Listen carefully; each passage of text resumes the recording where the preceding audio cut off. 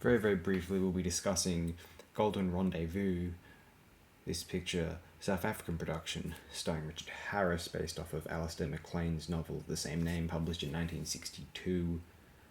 Now, why this film is being discussed is because, although the credit on the film, the main primary helmer of this production was Ashley Lazarus, initially our friend Freddie was hired for this production, and ultimately he split.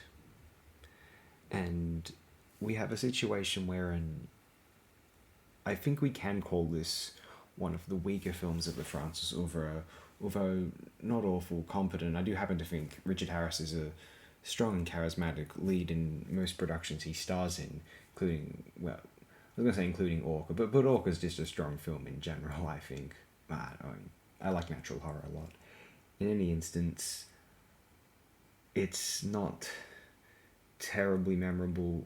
In fact, I think the film's probably more well known for its involvement in a South African political scandal. A Supreme Court judge made public evidence of corruption and the misappropriation of millions of pounds of public funds.